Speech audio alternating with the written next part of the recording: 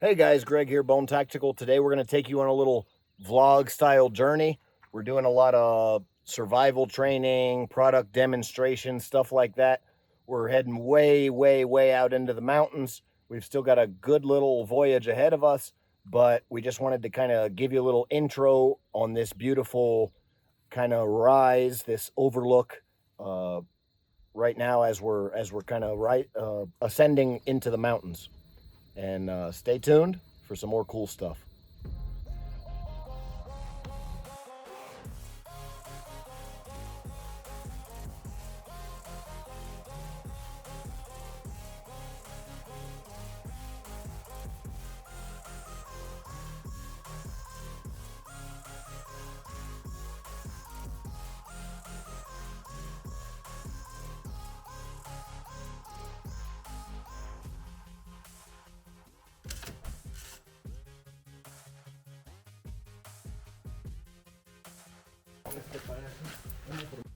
All right, guys, we're going to take you on a little tour of the house here. We basically are camping in an abandoned house. We've brought out our Pelican cases, Yeti cooler. Almost all of this stuff is camera gear.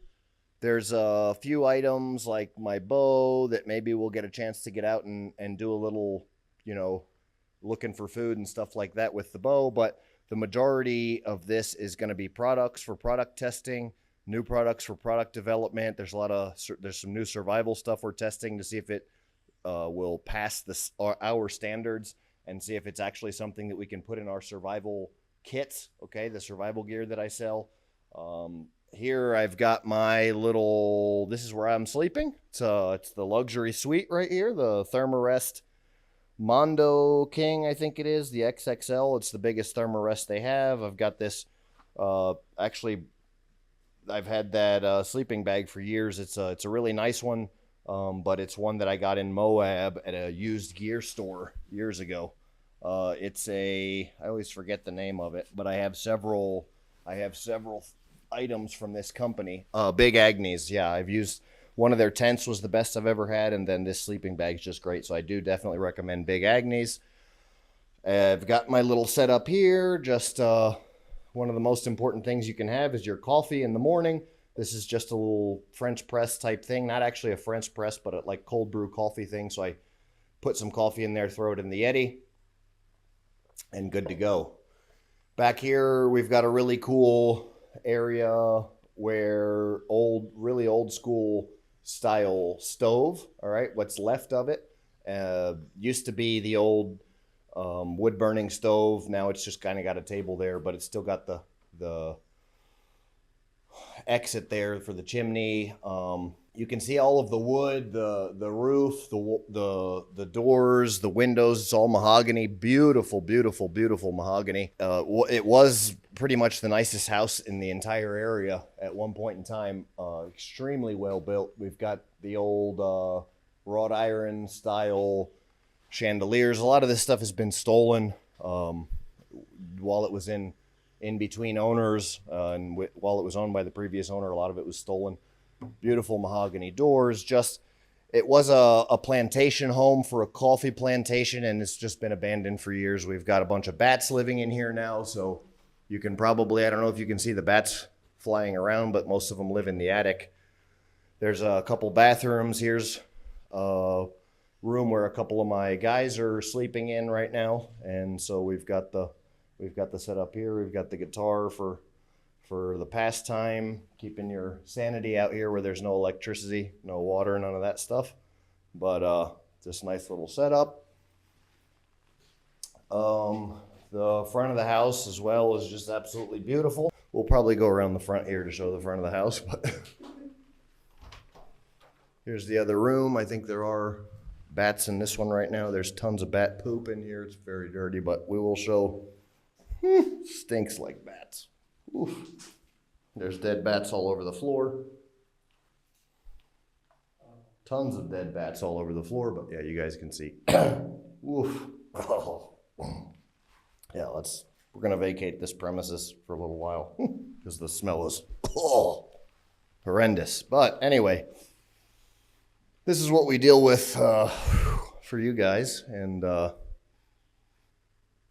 we're actually in an area, I think you guys have probably seen this place in some of my previous videos. Extremely, extremely dangerous area. Known for basically what's the local version of highway robbery. There's like a small little road that goes through here, and it's an agricultural road. They grow some crops and stuff like that out here, but they have to pass to get to we're pretty deep in the mountain, but the local like stores, corner stores and stuff, have to have a truck that goes to deliver bread, and they call it the bread truck. But the bread truck was notoriously getting robbed every time it passed by here, stuff like that. Anybody that's not from around here. So it's a little bit of a dangerous area, but it's a shame because it's also extremely beautiful. So we'll show you guys a little rundown of the compound itself. And like I said, that we're so far out here in the mountains. This was like, it was just absolutely incredible. The amount of money and labor that went into building this place. It's a massive, like 5,000 acre compound here that we're on, and it's just it's been abandoned for quite some years, and there's probably there's enough houses here to sleep 100 people probably at least. There's workers housing that we use for shooting houses now and all kinds of different stuff. But so much of the property actually is inaccessible jungle that you have to just use a machete to get 100 yards into, and you know, like I said, it's over 1,000 manzanas, so it's probably closer to the actual property itself, according the way the law has it all mapped out, is probably closer to about 1,700, I guess, acres, I believe, somewhere around there, if I'm doing the math right. But we've got a beautiful river view here. This is a cool, just, you know, beautiful grill. We'll probably, next time we come out, we'll probably fix that up and grill some stuff. We do just stay awfully busy with doing the product development, product testing, and then actually building the products. So I have it's a bit difficult for me at times to make the products, test the products, do all this stuff, and then still have any kind of free time or anything to do cool stuff. But I am lucky enough to be able to enjoy, you know, what I do for a living, and being able to be out here testing products, even though it is work. I do love it, I can't lie. So it's a pretty great thing about it.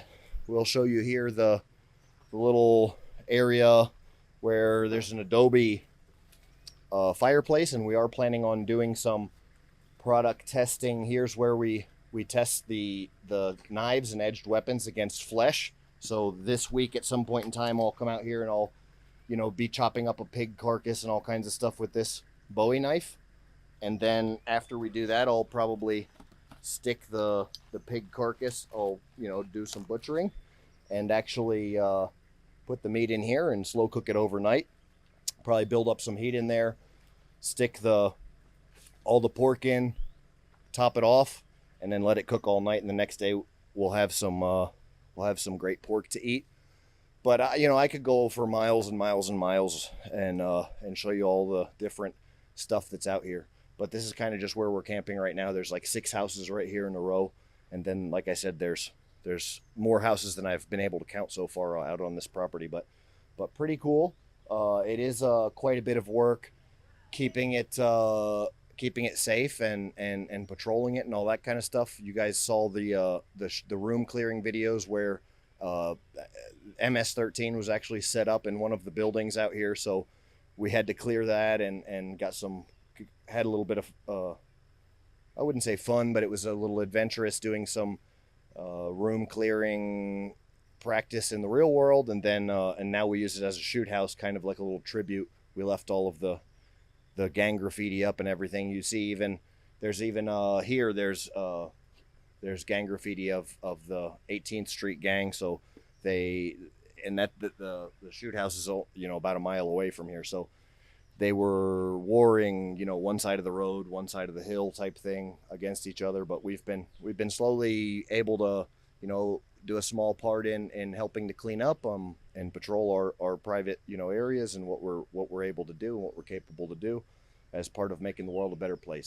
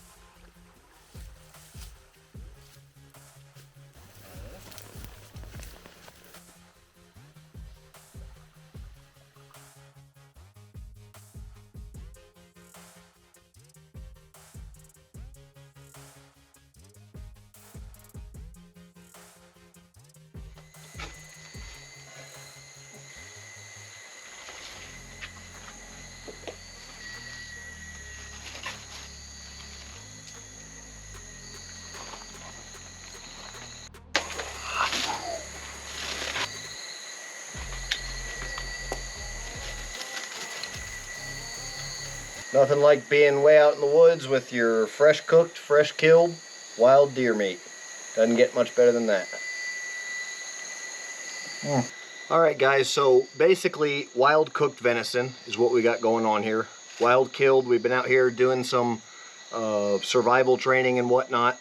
And really all I did, you know, right after the fresh kill, took some of the particular pieces of meat, put some seasoning on it, whatever seasoning you liked. I used salt, pepper, garlic, and some, you know, just some various whatever we had. Put orange juice on it. I prefer using like bitter orange, but I put orange juice on it. I did, I think, 24 hours with just the spices and then orange juice for a few hours, wrapped in tin foil with some vegetables, tomatoes, onions, potatoes for your, you know, for your starch. If you're on like a crazy diet, you don't have to do the potatoes. But then went just stuck it in the 200-year-old Adobe brick oven, and that's kind of the kicker there. And it just came out absolutely amazing. So good. Wow.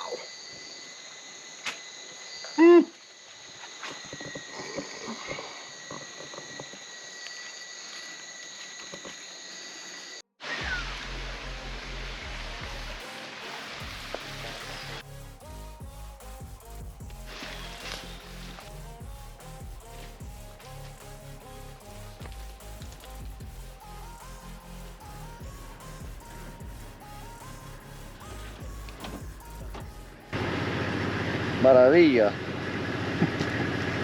Beautiful wood. Mucha madera.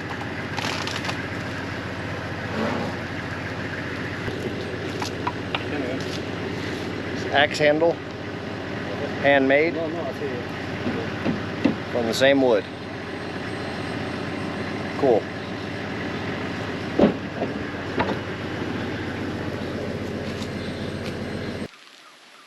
So we're out here pretty tired and a long week finishing out the blog. Just wanted to show you guys some really beautiful tamarindo wood.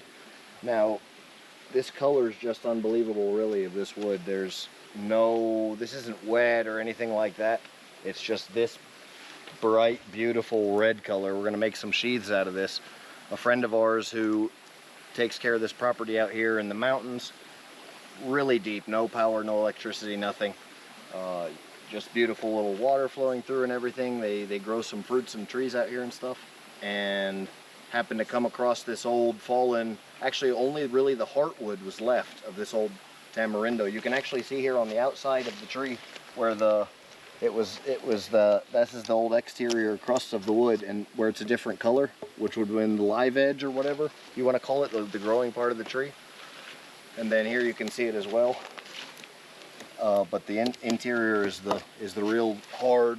It's actually so hard they don't even like to use their chainsaws to cut it because it breaks chainsaws. So this, really interestingly enough, this was cut with an axe, and then they used a wedge to actually split this off along with the fiber. And then we're going to end up making some knife handles out of this stuff, and they're going to be absolutely beautiful. Thanks for watching. Bone out.